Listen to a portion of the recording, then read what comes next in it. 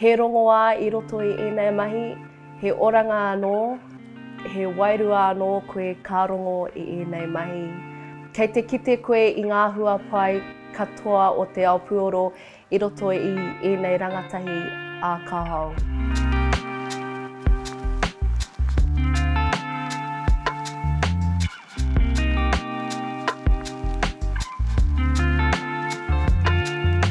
Rua tikai mā toririma ngā rangatahi o roto I tēnei tira. Te nuinga o ēnei rangatahi, he uri no Ngāti Porou. Mō te tai rāwhiti. Mō te tai rāwhiti, ai. Ko tā mātou whāinga mō tēnei tira, he tuatahi whakaora I te reo Māori. He whakaora anō I ngā taonga ngā mātua tūpuna, he whāinga I ngā hitori Māori, he whāinga I te reo Māori ki ngā rangatahi, he whakaawe anō I ngā whānau, e whakarongo mai ana ki a mātou. E peka nei ki tō marae, tūranga nui.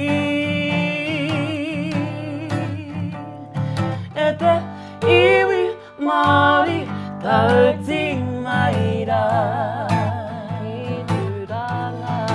Ki tūranga, nui a kiwa.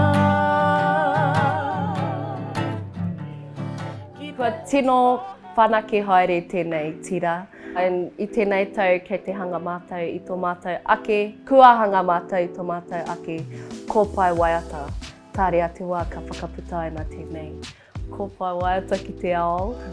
E hikaka ana, he oi. Kua roa te wā. Kei te a mai anō hoki. I te mea koenei te wā tuatahi, ka rongo te ao I tō reo. Ka noho tēnei ko pai waiata ki te ao moa ki tonu atu, you know, you can't rub it out, you can't take it out. So, engari, kei te hikaka, kei te harikoa. Yeah, I definitely think it's important to have kaupapa like this. Like, I think we're just really lucky to be able to be a part of this kaupapa because we didn't know about the growing journey it would have on us.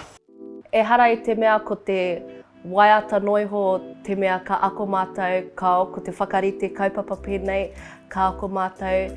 Me pēhea te kohi moni mō ēnei kaupapa. Ka whakaako hoki a Auntie Silla Rawa ko Uncle Rob. Me pēhea te manaaki I te tangata. You know, moku ake he mea nui tērā, te whakaako I te aroha, te whakaako I te manaaki. Hei kawenga I roto I tēnei ao.